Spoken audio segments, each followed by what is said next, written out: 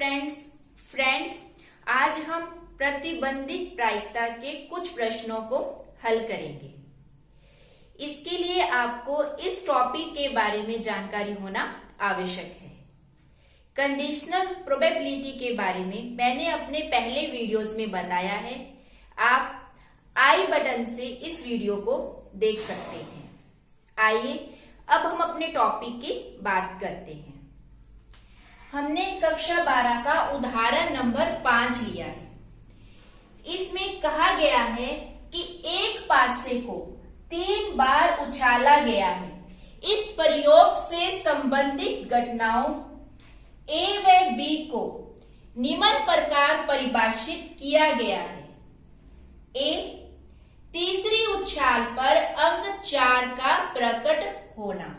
B, पहली 2 उछालों पर क्रमशः 6 तथा 5 प्रकट होना। इस अवस्था में P A/B ज्ञात करो। अब हमें ज्ञात क्या करना है? हमें प्रायिकता ज्ञात करनी है। किसकी? A की। किसके सापेक्ष ज्ञात करनी है? B के सापेक्ष ज्ञात करनी है। पहले हम सैंपल स्पेस बनाएंगे। हमें क्या दिया गया है? हमें एक पासा दिया गया है और पासे पर कितने अंक होते हैं? 6 अंक होते हैं। अब पासे को कितनी बार उछाला गया है? पासे को 3 बार उछाला गया है। तो 3 बार उछालने से इसके सैंपल स्पेस में कुल कितनी स्थितियां बनेंगी? कुल स्थितियां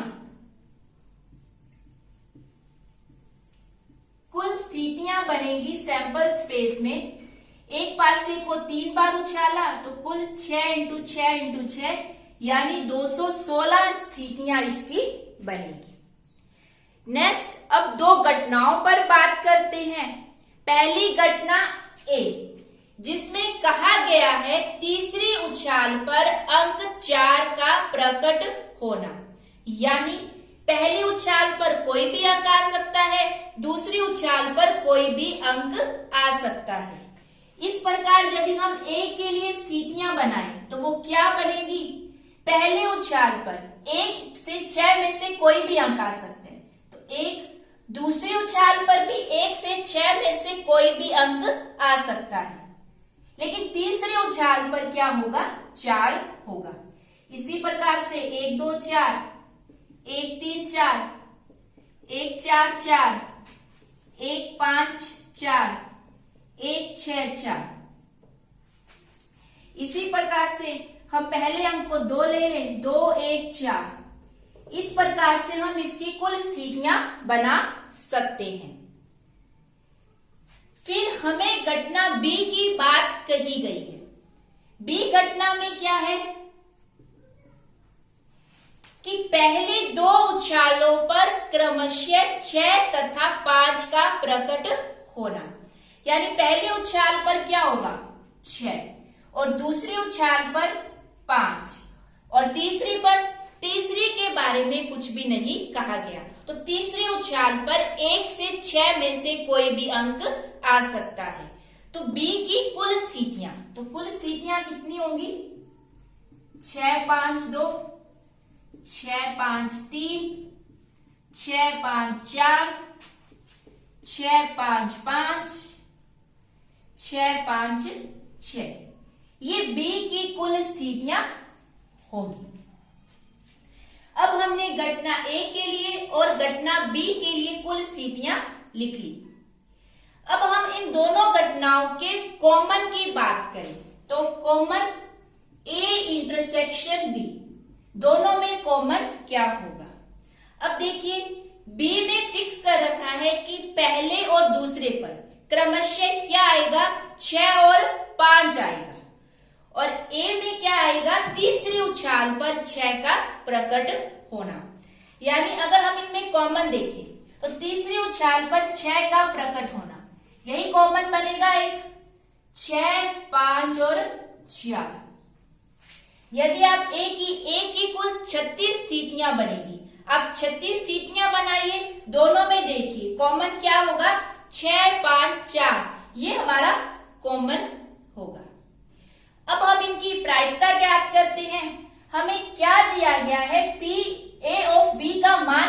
ज्ञात करना है। तो हमें प्रायिकता किसकी चाहिए? प्रायिकता हमें बी की चाहिए और इन दोनों के कॉमन की प्रायिकता चाहिए। तो बी की प्रायिकता, तो बी में कुल कितने हैं? 1 2 3 4 5 6 और कुल स्थितियां कितनी है? 216। इसी प्रकार से हम कॉमन की ज्ञात करें तो कॉमन में कितनी कंडीशन है? एक स्थिति है और कुल कितनी है? 216। अब नेक्स्ट हमें प्रतिबंधित प्रायिकता ज्ञात करनी है किसकी? ए की। तो इसका फॉर्मूला क्या होगा? पी ए अपॉन बी, यानी P A intersection B upon P B. A intersection B, इसकी प्रायिकता कितनी है? 1/216 और पी बी की कितनी है? 6/216। 216 से 216 कैंसिल, 1/6 हमारा आंसर आ गया। इस प्रकार से बी के सापेक्ष ए की कंडीशनल प्रोबेबिलिटी कितनी आ गई? 1/6। आप इसका स्क्रीनशॉट ले लीजिए। अब ये है लेंथी मेथड। अगर हम इसको डायरेक्ट मेथड से देखें तो डायरेक्ट मेथड में क्या होगा? डायरेक्ट मेथड में जो हमें गिवन है हम उसका क्या बनाएंगे? हम उसका सैंपल स्पेस बनाएंगे। तो हमें गिवन क्या है? ए और बी हमें गिवन है, इस बी के सापेक्ष ज्ञात करनी है। तो यहां हमारा बी क्या बनेगा? सैंपल स्पेस बनेगा। तो सैंपल स्पेस हम बी को बनाएंगे और बी घटना में क्या कहा गया है कि पहली 2 उछालों पर क्रमशः 6 तथा 5 का प्रकट होना।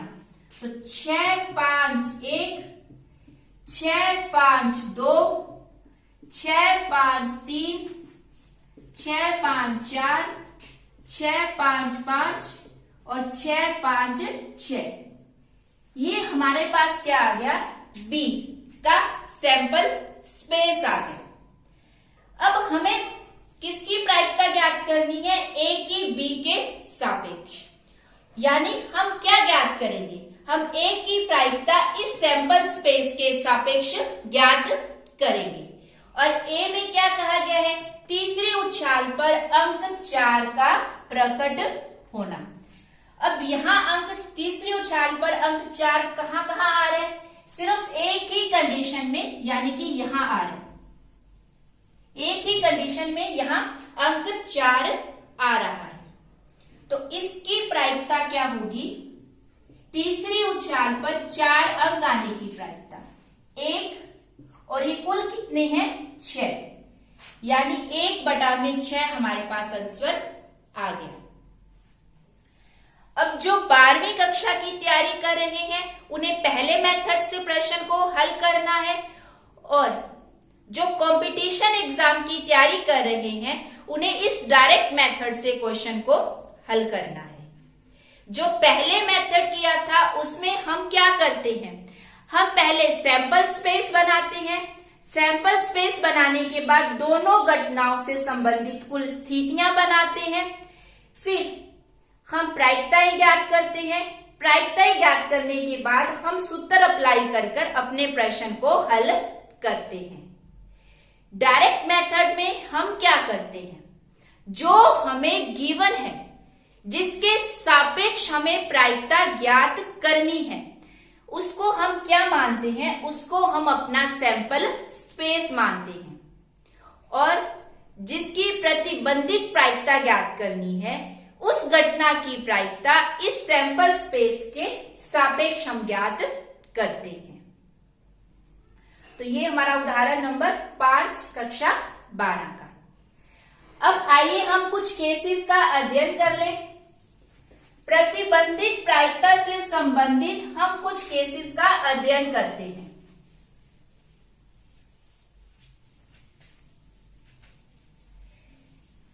हमें पहला केस दिया है केस फर्स्ट। केस फर्स्ट में क्या है कि जब A सबसेट हो B का, A is subset of B और प्रायिकता of A not equals to 0, उस कंडीशन में हमें प्रतिबंधित प्रायिकता ज्ञात करनी हो, यानी P A के सापेक्ष B की प्रायिकता ज्ञात करनी हो।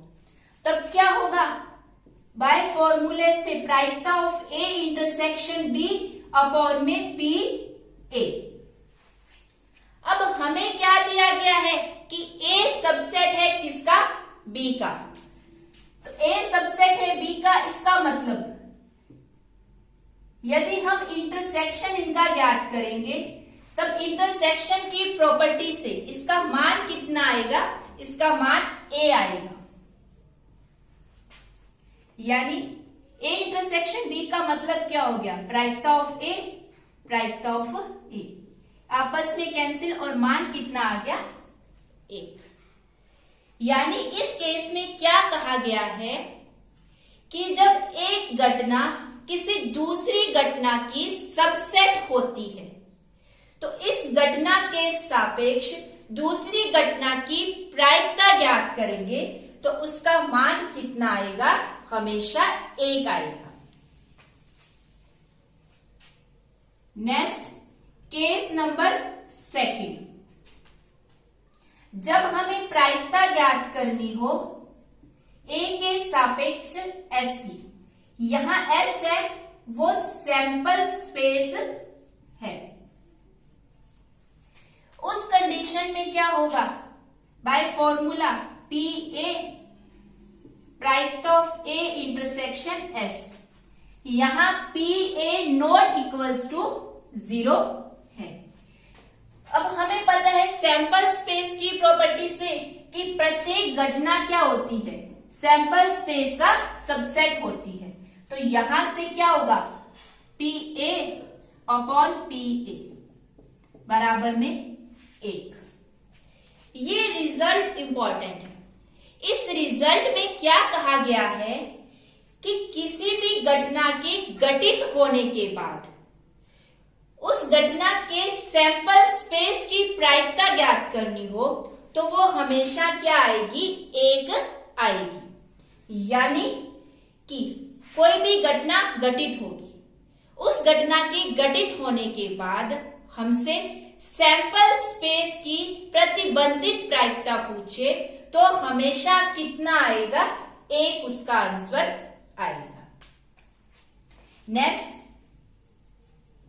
Case third. अब केस थर्ड में क्या है, हमें ज्ञात करनी हो प्रायिकता किसकी, एक घटना के घटित होने के बाद उसी घटना की प्रायिकता। तो बाय फॉर्मूला करें तो A इंटरसेक्शन A अपॉन प्रायिकता of A, A intersection A का मतलब P of A upon P of A, यानी कितना आ गया इसका मान 1, जहां PA नॉट इक्वल्स टू 0। अब केस नंबर थर्ड में कोई घटना घटित होगी। अब घटना घटित हो गई, सेम उसी घटना की उस पहले के सापेक्ष प्रायिकता ज्ञात करनी हो तो हमेशा कितना आएगा, 1 आएगा।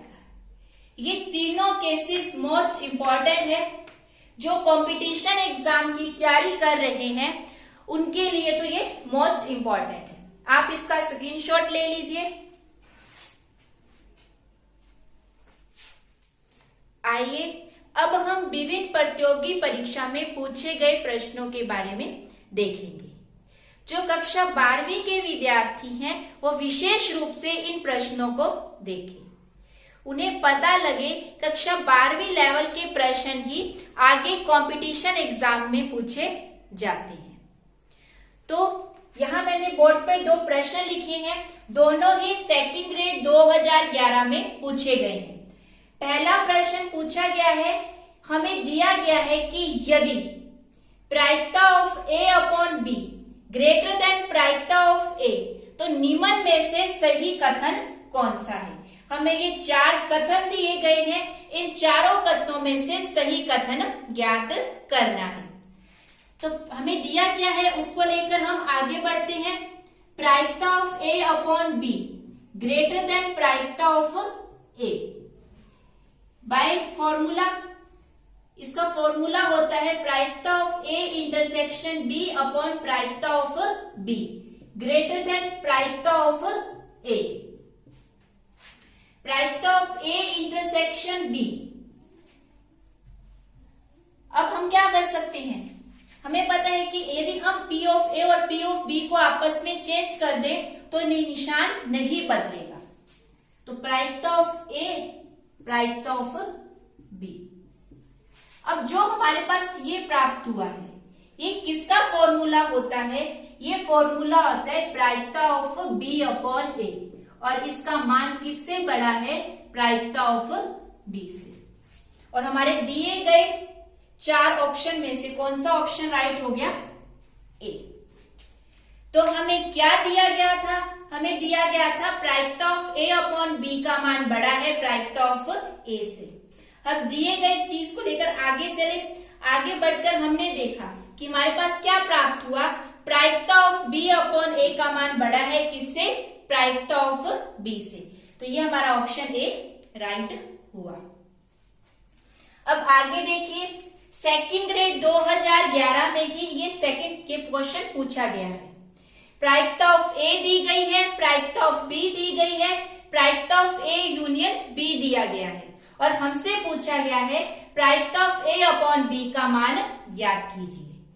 प्रायिकता ऑफ ए अपॉन बी में क्या आता है, इंटरसेक्शन आता है, जबकि हमें दिया क्या गया है, यूनियन दिया गया है। तो पहले हम इस यूनियन से इंटरसेक्शन फाइंड करेंगे। तो बाय फॉर्मूला यूनियन का फॉर्मूला क्या होता है, प्रायिकता ऑफ ए प्लस प्रायिकता ऑफ बी माइनस प्रायिकता of A intersection B. Union में 0.8 प्रायिकता ऑफ ए का मान कितना, 0.5, प्रायिकता ऑफ बी का मान 0.6, प्रायिकता ऑफ ए इंटरसेक्शन बी का मान हमें ज्ञात करना है। प्रायिकता ऑफ ए इंटरसेक्शन बी का मान कितना हो गया, 0.5, 0.6, 1.1, ये इधर आकर माइनस का 0.8 तो 0.3। अब प्रायिकता किसकी ज्ञात करनी है, प्रायिकता ए अपॉन बी, प्रायिकता ए इंटरसेक्शन बी अपॉन प्रायिकता बी की। ए इंटरसेक्शन बी की प्रायिकता 0.3 और बी की प्रायिकता 0.6। इसको हल करेंगे तो 1/2 हमारा आंसर आया। तो ये 2 प्रश्न थे जो सेकंड ग्रेड 2011 में पूछे गए हैं। आप इसका स्क्रीनशॉट ले लीजिए। अब हम फर्स्ट ग्रेड 2015 में आए इस प्रश्न को देखते हैं। यही प्रश्न कक्षा 12 की विविध प्रश्नमाला का 9 नंबर प्रश्न है। इस प्रश्न में क्या कहा गया है कि पूर्णांक 1 से 11 में से 2 पूर्णांकों का यादृच्छिक रूप से चयन किया जाता है। यदि दोनों का योग सम है तो दोनों पूर्णांकों के विषम होने की प्रायिकता क्या होगी। अब हमें दिया गया है कि दोनों का योग सम है, तो पहले हमें ये पता होना चाहिए कि पूर्णांकों का योग सम कब होता है। जब दोनों पूर्णांक या तो विषम हो या दोनों ही सम हो तब उनका योग क्या होता है, सम होता है। जैसे हम एग्जाम्पल लें, 1 + 3 दोनों पूर्णांक कैसे हैं, विषम है, तो इनका योग कितना आया, 4। इसी प्रकार से हमने लिया 2 + 4 तो योग कितना आया, 6। यानी जब दोनों पूर्णांक विषम हो या दोनों ही सम पूर्णांक हो तब उनका योग कितना आता है, उनका योग सम आता है। अब हमें प्रश्न में क्या दिया गया है, पूर्णांक 1 से 11।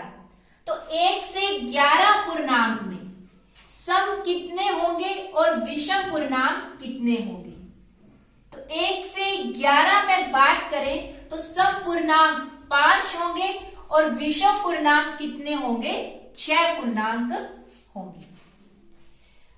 अब हमें क्या दिया गया है, यदि दोनों का योग सम है, ये घटना हमें गिवन है, हमें इसके सापेक्ष इस घटना के घटित होने की प्रायिकता ज्ञात करनी है। तो दोनों का योग सम है, तो इसके लिए हम कुल स्थितियां बनाएंगे, यही हमारा क्या होगा, सैंपल स्पेस होगा। जब दोनों का योग सम है, इसे हम ए घटना मान लेते हैं और इस घटना को हम बी मान लेते हैं। तो ए घटना के लिए अनुकूल स्थितियां अगर हम ज्ञात करें तो क्या होगा कि दोनों का योग सम हो। तो या तो क्या हो, दोनों ही पूर्णांक क्या हो, सम हो, और या दोनों पूर्णांक विषम हो, या दोनों पूर्णांक सम या दोनों पूर्णांक विषम हो। अब हमें क्या करना है, दोनों पूर्णांक सम, और कितने का चयन करना है, 2 पूर्णांक का। तो दोनों पूर्णांक सम, तो सम कितने हैं, 5, और 5 में से कितने का चयन करना है, 2 पूर्णांक का। तो कुल स्थितियां कितनी बन गई, 5C2। जब भी हम किसी पूर्णांक या किसी वस्तुओं में से कुछ वस्तुओं का चयन करते हैं तो हम किसका उपयोग करते हैं, कॉम्बिनेशन का उपयोग करते हैं। सी यहां कॉम्बिनेशन है, या यानी प्लस। यहां हम क्या करें, जो विषम पूर्णांक है उस विषम पूर्णांक में से 2 पूर्णांकों का चयन करें। तो विषम कितने हैं हमारे पास, 6। इस 6 में से 2 पूर्णांकों का चयन करें तो कितना आ गया, 6C2।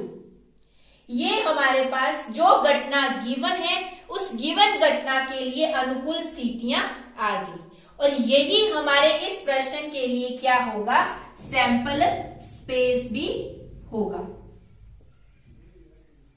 अब हमें क्या करना है, हमें क्या करना है कि दोनों पूर्णांकों के विषम होने की, इस सैंपल स्पेस के सापेक्ष दोनों पूर्णांक के विषम होने की हमें प्रायिकता देखनी है। तो दोनों पूर्णांक के विषम यानी हमें इस चीज की प्रायिकता ज्ञात करनी है, किसके सापेक्ष, इस एक घटना के सापेक्ष। तो बी क्या है, दोनों पूर्णांक के विषम होने की। तो बी के लिए अनुकूल स्थितियां कितनी होगी, दोनों पूर्णांक के विषम। तो विषम हमारे पास कितने हैं, 6, तो 6C2। ये कुल स्थितियां है किसके सापेक्ष, इस ए के सापेक्ष हमारे पास कुल स्थितियां 6C2 है। अब हमें प्रायिकता किसकी ज्ञात करनी है, प्रायिकता घटना बी की, किसके सापेक्ष, ए के सापेक्ष। तो क्या होगा, कुल स्थितियां कितनी है ए के लिए, 5 6C2 प्लस 6C2। और इस सैंपल स्पेस को मानकर दोनों पूर्णांक के विषम होने की कुल स्थितियां कितनी है, 6C2। अब हम संचय को हल करेंगे, कॉम्बिनेशन को हल करेंगे। जब भी हम कॉम्बिनेशन को हल करते हैं तो इसका सॉल्यूशन क्या होता है, 6 जितने भी यहाँ अंक आए उतने तक अपने को गुना करके बटा में इस अंक को लिखते हैं। तो इसको हम हल करेंगे तो क्या होगा, 6 इंटू 5 बटा 2। इसको हल करेंगे तो 5 इंटू 4 बटा 2 प्लस 6 इंटू 5 बटा 2। यदि हम इसको हल करें तो कितना आया, 30 बटा 2 अपॉन में 2 लघुत्तम, 30 प्लस 20 कितना हो गया, 50। तो कितना आंसर आ गया हमारे पास, 3 बटा में 5, यानी कि सी हमारे पास ऑप्शन आ गया। हमने इस क्वेश्चन में क्या किया है, मैं फिर से एक बार रिपीट करती हूं कि जो हमें गिवन है हमें उसको क्या मानना है, सैंपल स्पेस मानना है। तो हमें कौन सी घटना गिवन है, यदि दोनों का योग क्या हो, सम हो।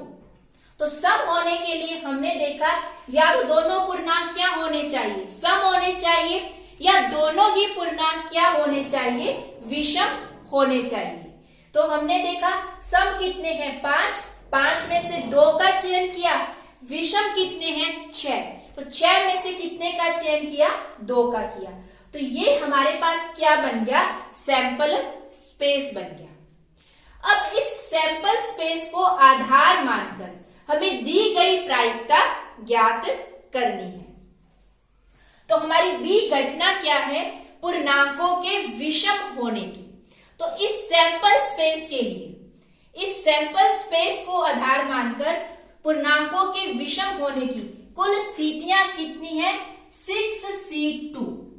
6 विषम पूर्णांक है, उसमें से 2 पूर्णांक का चयन किया, 6C2। और प्रायिकता फिर किसकी ज्ञात की, घटना बी की, किसके सापेक्ष, ए के सापेक्ष। ये फॉर्मूला और इसको अप्लाई करने के बाद हमारे पास कितना आंसर आया, 3/5। आप इसका स्क्रीनशॉट ले लीजिए।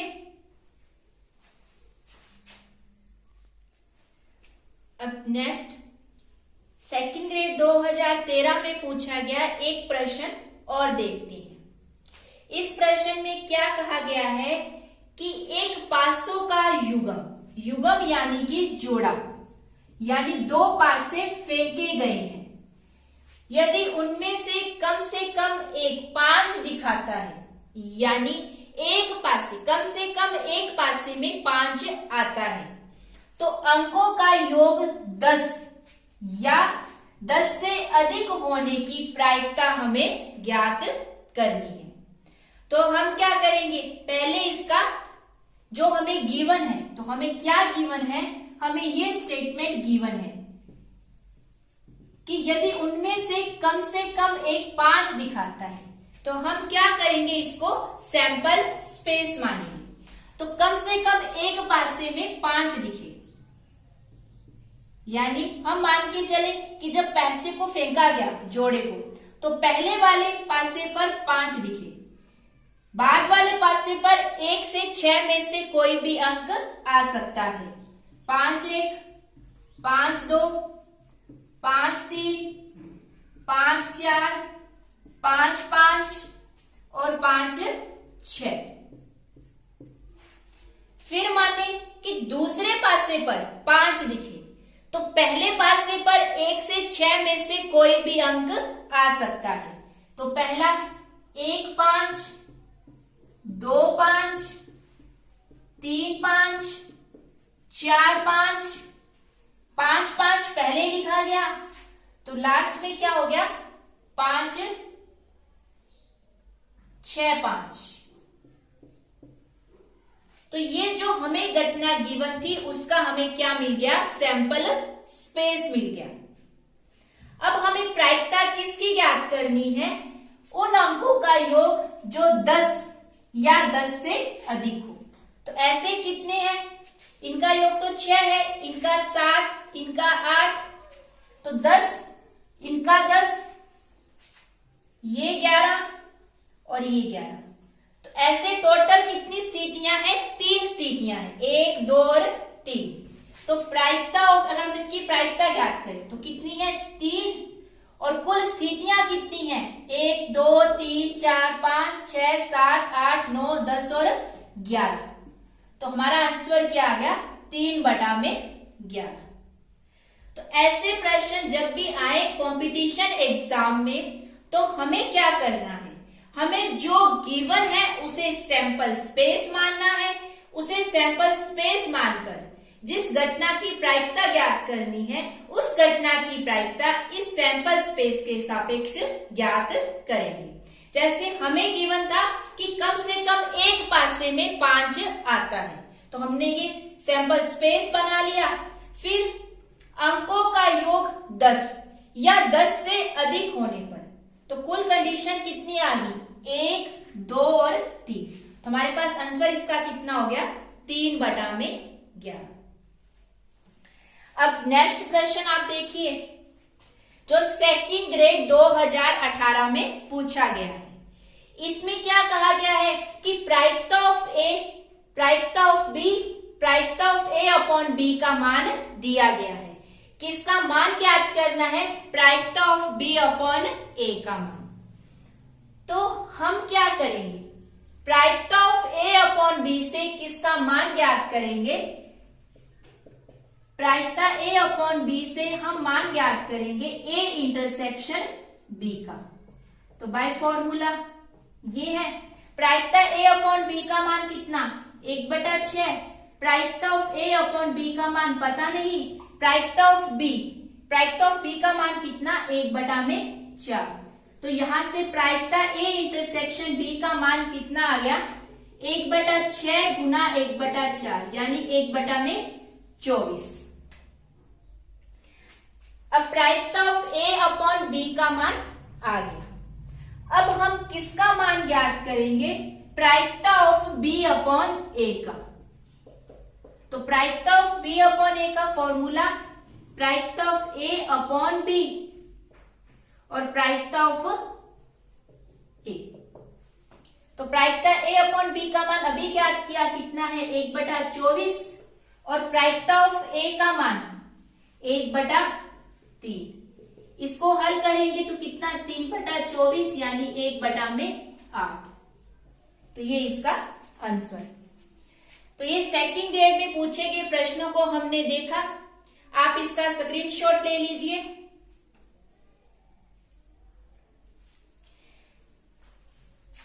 अब हम एक प्रश्न और देखते हैं। हमें कहा जाए कि ए और बी दो स्वतंत्र घटना है। ए व बी दो स्वतंत्र इंडिपेंडेंट घटनाएं हैं तथा पी बी घटना के घटित न होने की प्रायिकता है। न होने की प्रायिकता तथा पी बी का मान 0 से 1 के बीच में है। व पी का मान हमें ज्ञात करना है। इसके ऑप्शन पी ऑफ ए बार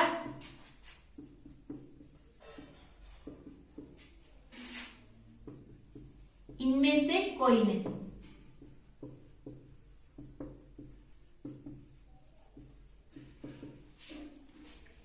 ये प्रश्न मैं फिर से रिपीट कर रही हूं। हमें क्या दिया गया है? ए और बी दो स्वतंत्र इंडिपेंडेंट इवेंट है। पी बी बार बी घटना के घटित न होने की प्रायिकता है तथा पी बी का मान 0 से 1 के बीच में है। तो हमें किसका मान ज्ञात करना है? हमें मान ज्ञात करना है प्रायिकता P A upon B not का मान हमें ज्ञात करना है। इस प्रश्न को आपने हल करना है। इस प्रश्न का उत्तर आपने अपने मेरे कमेंट बॉक्स में आपको लिखना है। वैसे इस प्रश्न को मैं अपने पिछले वीडियो में बता चुकी हूं। आप एक बार इसका स्क्रीनशॉट ले लीजिए। आज के लिए इतना ही। धन्यवाद।